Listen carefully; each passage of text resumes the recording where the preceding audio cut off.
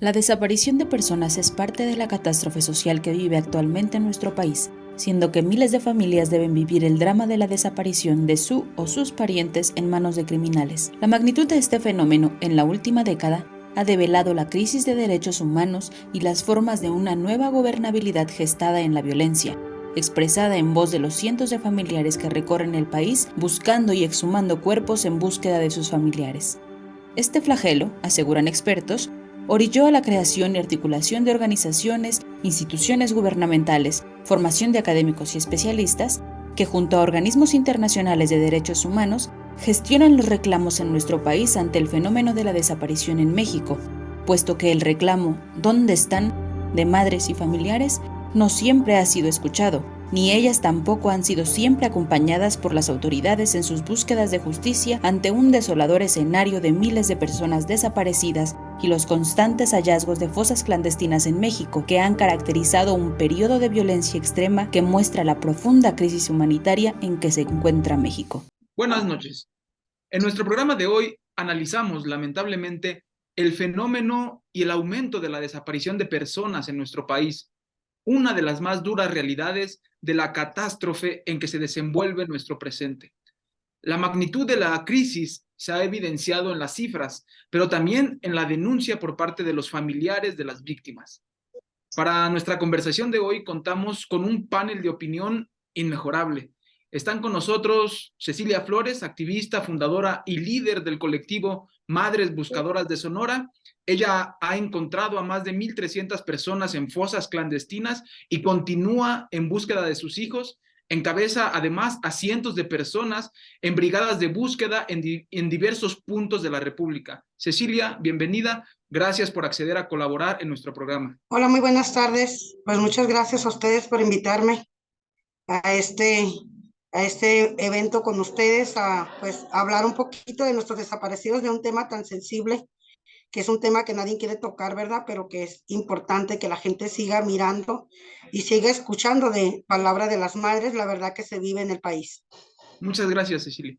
También nos acompaña en esta ocasión Adela Cedillo, profesora investigadora en la Universidad de Houston, doctora en Historia Latinoamericana por la Universidad de Wisconsin-Madison, especialista en la guerra contra las drogas y los derechos humanos y autora del libro El fuego y el silencio, Historia de las Fuerzas de Liberación Nacional en México. Bienvenida, Adela, a Lo Marginal en el Centro. Muchas gracias, Alejandro, por la invitación y pues es un honor compartir esta mesa con Ceci Flores. Mis respetos para su trabajo. Muchas gracias. La desaparición de personas y la desaparición como un recurso para la represión, en donde el Estado tiene una responsabilidad directa, es de larga data en México. Existe evidencia de su práctica por parte del Ejército o por las corporaciones policíacas como la Dirección Federal de Seguridad, organismo desde el cual se realizó la guerra sucia del Estado mexicano contra los brotes de insurgencia en el país. Sin embargo, el contexto actual de las desapariciones es un escenario distinto que buscamos esclarecer y denunciar en esta ocasión. Cecilia, quisiera comenzar contigo, si te parece bien, señalando en primer lugar que diversos colectivos han advertido que el gobierno intenta maquillar la cifra de desaparecidos en México mediante cambios al Registro Nacional de Personas Desaparecidas y No Localizadas. ¿Cuál es tu opinión al respecto? Pues mira, creo que si de verdad se ponen a hacer su trabajo de investigación de verdad de todos los desaparecidos que tenemos, pues no van a decir que son menos los desaparecidos, sino que son muchísimos más, porque siempre comentamos que por miedo a la familia no denuncia, y por lo cual puede ser triple la cifra. Si dicen que son 17,000 desaparecidos en el país, imagínate que sean 300,000. Entonces, si no quieren reconocer que hay 117,000 desaparecidos registrados, imagínate que van a querer reconocer que hay 300,000 desaparecidos, que la familia por miedo, pues la mayoría no los denuncia, por miedo a represiones o por miedo que se los lleve un cártel o autoridades, como sea, porque sabemos que en la mayoría de los desaparecidos autoridades hay involucradas y la familia por ese miedo y ese temor prefiere quedarse con el dolor en casa, prefiere quedarse a llorar atrás de un televisor o de una pantalla de un teléfono a salir a buscar a su desaparecido, a luchar por él, a alzar la voz por él o a ponerle una denuncia en contra de quien resulte responsable. Muchas gracias, Cecilia. Quisiera continuar nuestro análisis escuchándote a ti, Adela, retomando lo que nos acaba de comentar Cecilia respecto a las cifras de desaparecidos en nuestro país. ¿Qué factores han detonado el problema de la desaparición forzada en México? ¿Cómo se alcanzaron los números de desapariciones que se manejan y que califican de crítica la situación actual? Sí, bueno, antes que nada, yo coincido con Ceci que hay un subregistro, ¿no? Y este subregistro viene pues desde los años 60, donde pues esta práctica es muy antigua, como lo venías comentando, eran muy diferentes las razones. Antes pues eran los desaparecidos, los líderes locales en los pueblos, en las comunidades rurales que eran desaparecidos por los caciques, las guardias blancas. Este patrón lo seguimos viendo hasta el día de hoy, pero esta violencia en el campo se transformó en algo muy diferente debido a todas estas redes de macrocriminalidad que han ido capturando el espacio, el territorio. Entonces, el problema, algo que empezó como una práctica para desaparecer enemigos políticos a nivel local, a nivel regional, a nivel estatal, incluso federal, pues ahora ya es un problema muchísimo más complejo porque se ha convertido en una especie de la desaparición forzada de una rama de la producción, en el sentido de que las personas son secuestradas, bueno, no secuestradas porque el secuestro es una figura diferente, sino son detenidas por grupos criminales en contubernio la mayor parte de las veces con las autoridades, corporaciones policíacas y militares o agentes de migración. Y estas personas son introducidas en redes de trata de personas, de trata y tráfico de personas. Para diferentes motivos, usualmente, bueno, pues meter a la gente a trabajar a actividades criminales obligadas, obviamente es una forma que se ha dicho que es una forma de esclavitud moderna, porque, bueno, los obligan a trabajar en toda clase, todo género de actividades, desde la cosecha hasta el sicariato, ¿no? Y a las mujeres, que también es muy alto el número de mujeres, pues toda la industria que tiene que ver con la explotación sexual. Como vemos en las cifras, la mayoría de las personas desaparecidas son menores, son personas de un rango etario, pues entre la adolescencia, los 30 años, ¿por qué? Porque es la edad productiva, ¿no? La edad donde hay más posibilidades de sacarle provecho a esta fuerza de trabajo cautiva. Y la manera en que estas desapariciones operan, pues es bajo una lógica muy perversa, porque explotan a la gente por un tiempo y después se deshacen de ella, ¿no? Por eso los encuentran, pues, bueno, desaparecen sus cuerpos, pero las pocas personas que se han logrado localizar, pues es en condiciones muy lamentables, ¿no? En fosas clandestinas, en campos de exterminio, donde sus restos fueron incinerados, en otras prácticas que a lo mejor ni sabemos, ¿no? Porque estamos hablando de un problema que está adquiriendo, pues, desde hace años, ha adquirido un nivel alarmante por la proporción, por la impunidad con la que han operado los grupos que tienen esta práctica de desaparecer gente, que pues son grupos del crimen organizado. Antes se decía los cárteles de la droga, no, este concepto está totalmente rebasado. Son grupos que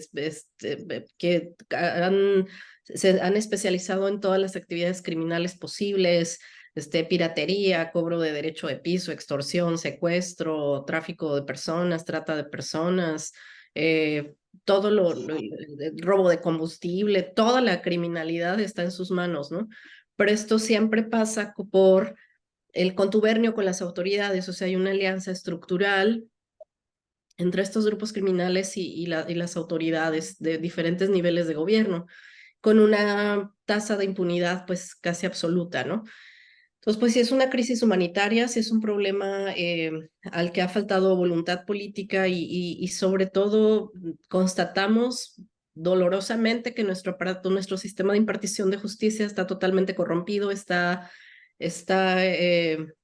está podrido, es inoperante, insuficiente. No, quienes debieran recibir fondos no los reciben, quienes no debieran recibir fondos de más los reciben. Entonces hay un desajuste administrativo, técnico, presupuestario, que hace muy difícil una reforma a fondo del sistema de procuración de justicia y que nos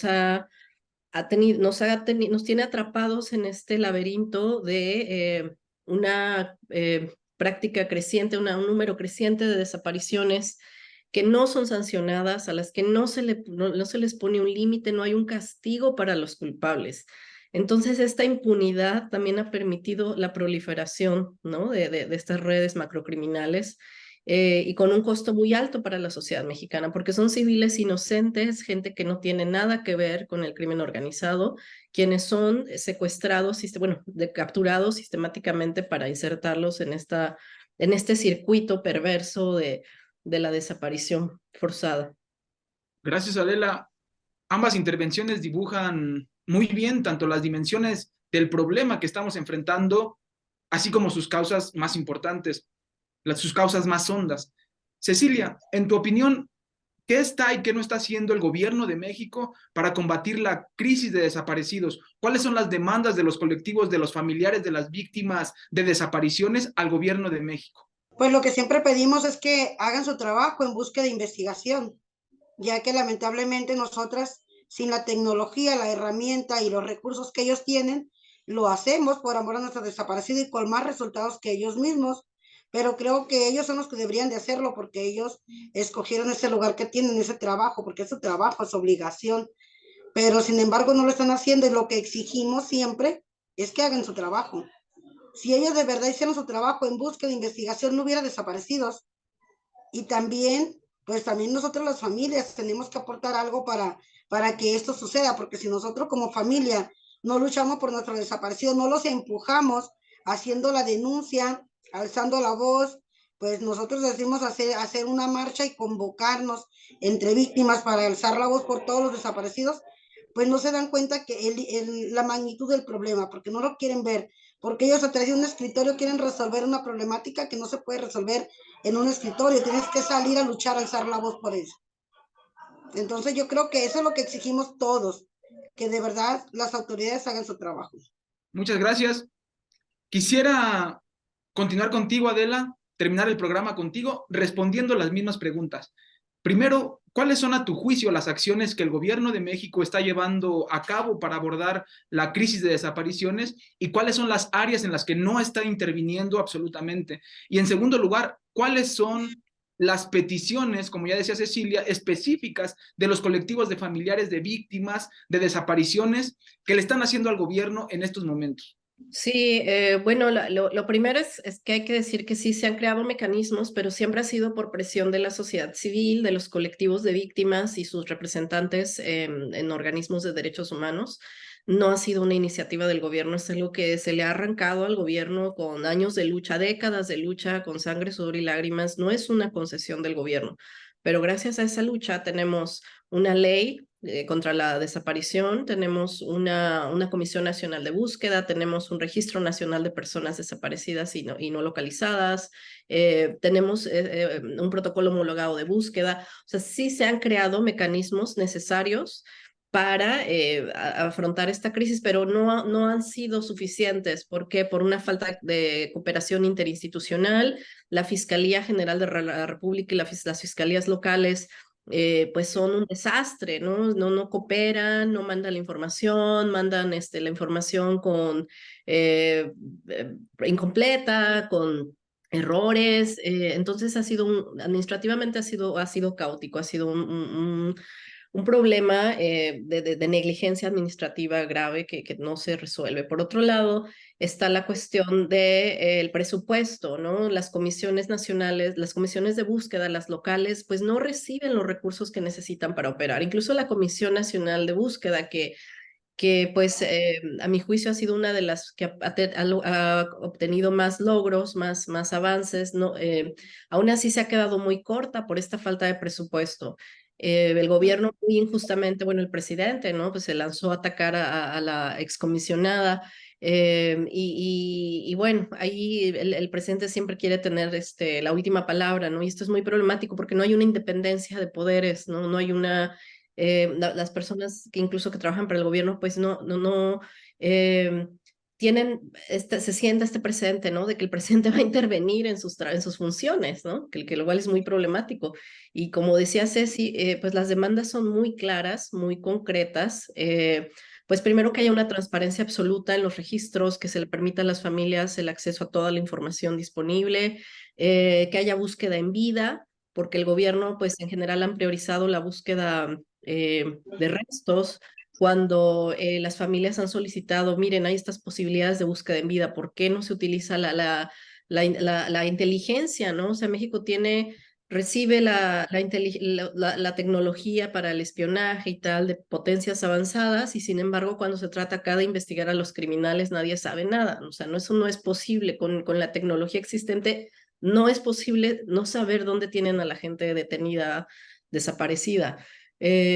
Por otra parte, si no hay un trabajo de inteligencia, y esa sería una de mis principales críticas, aparte del desastre del aparato de justicia, de impartición de justicia, que no hay un sistema de inteligencia con perspectiva de derechos humanos. Esto debería ser una prioridad de cualquier sistema de un sistema de inteligencia, tanto federal como a nivel estatal. Y tercero, pues evidentemente también que haya apoyo a las familias, porque no hay, o sea, hay una comisión ejecutiva de atención a víctimas, que también es otra demanda que se conquistó en la lucha, y que no, que está muy corta, muy rebasada por la cantidad de víctimas que necesitan una atención psicológica, apoyo en diferentes formas, una reparación integral del daño que abarque pues la salud, lo psicosocial, lo económico.